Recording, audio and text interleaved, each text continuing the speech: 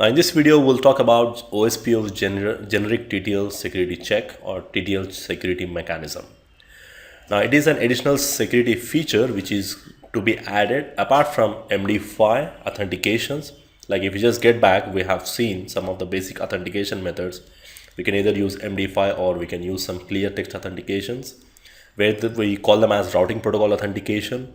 We can configure some password. If the password matches on both the sides, then only they will form the neighborship. Now apart from that, if you want some additional security, we can also go with some TTL security check mechanism.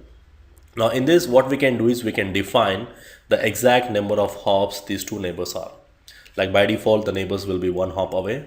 We can define the number of hops, and if that particular hop matches, then only they will form the neighborship. So whenever a OSPF receives any message, if you implement this feature, it is going to compare the TTL IP header with the TTL value whatever is configured for that particular neighbor. Now it's something additional security added, which is going to define how many hops this neighbor is away, and if that matches in the header, then only the neighborship will come up, or else it will not come up. It's an additional security mechanism which is going to define the number of hops, and that hops has to match the particular TTL value in the IP header.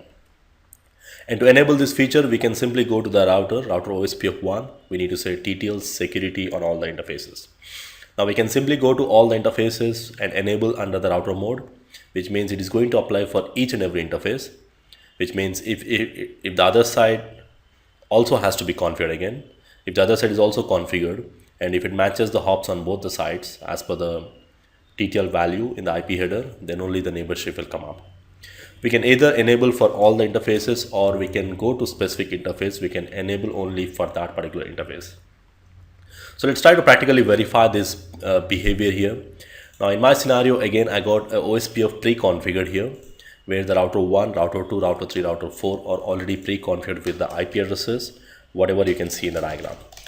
So if I give show IP route OSPF, we can see all the routes are coming. And if you want to verify the neighborship, we can verify on the router 1, we have router 2 and router 4 are the neighbors. Similar way, if I go and check on the router 3, show IP OSPF neighbors, you can see the neighborship is up. Now let's go to router and enable some TTL security on the routers. So I'll go to router 1 and I'll add a command, router OSPF 1. And then to enable TTL security, we just need to say TTL security on all the interfaces. So we just enable on all the interfaces.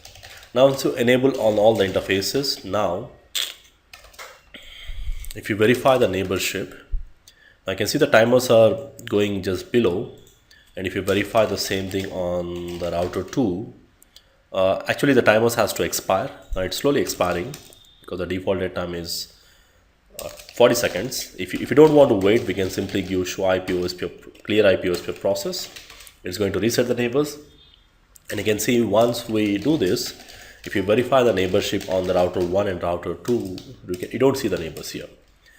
And if you want to verify on the router 2 also, the neighborship is stuck in initialized stage. It's not going beyond. If you want to verify, we can also enable some of the debug commands. Debug IP OSPF adjacencies. Now we should see some messages here. Let's do it on the router 1 as well. Debug IP OSPF adjacencies. So I'm going to clear the process. I can see the interface is going up. You can see the drop the packet from the neighbor 4.4.4.1 and the TTL value is 1. And the default TTL value which is received from this neighbor is 1. And right now the opposite side, it is not configured. Now I didn't configure on the router 2 and the router 4. That's the reason the neighborship is not coming up. But it's still verifying the neighbors, you can see. It's still verifying the TTL value here. And it's going to drop the packet from that neighbor because there is no TTL security configured over there. So let's go and configure on all the routers, router OSPF 1. I'm going to say TTL security on all the interfaces. Let me copy paste the same commands on all the routers. Let's go to router 3 as well. Once we configure this, we should see the neighborship back to normal stage because we have configured the neighborship and the default TTL value is 1. So it's going to work. You can see here now, if I go and verify on the router 1 show IP OSPF neighbor, you can see the neighborship is up. On the router 2 or the router 3, if I verify show IP OSPF neighbor, you can see the neighborship is still up here.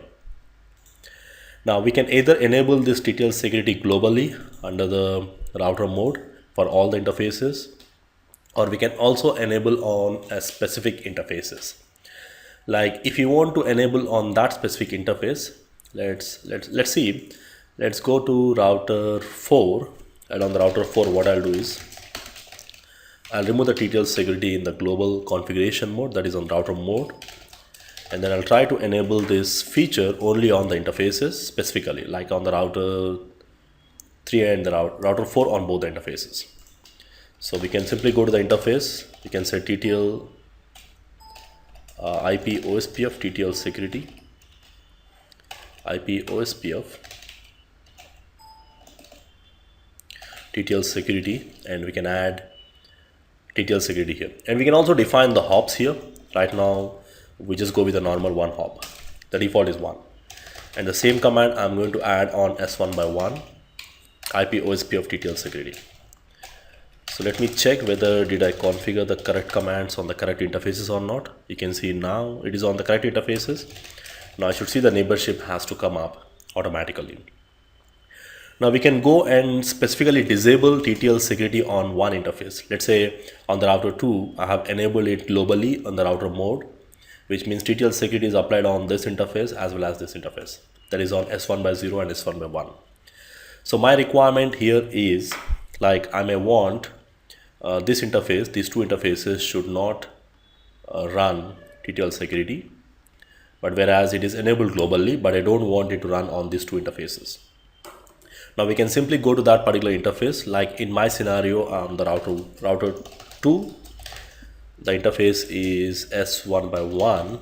I can simply say IP OSPF TTL security, and then I can simply disable it. Now I'm going to disable on the router 2 S1 by 1, and the same thing I'm going to do on the router 3 S1 by 0 interface. That's S1 by 0 interface here. IP OSPF TTL security, disable. Now we can also disable on specific interfaces as well. Now I should see the neighborship has to come up between the router 2 and router 3. Let me clear the process for verification. Now on the router 3, I should see two neighbors. Now you can see the router 3 is forming the neighborship with router 2 as well. Now this is something additional feature we can add, but you need to really watch out for this feature, especially in the troubleshooting section. In case if you realize that there is some TTL security commands or configured on the router mode or on the interface mode, and probably that will affect your neighborship as well. It's something not really mandatory to do it, but if you want to add some additional security where you can define the number of hops, and if the hops is also not correct, in that case also they will not form the neighborship.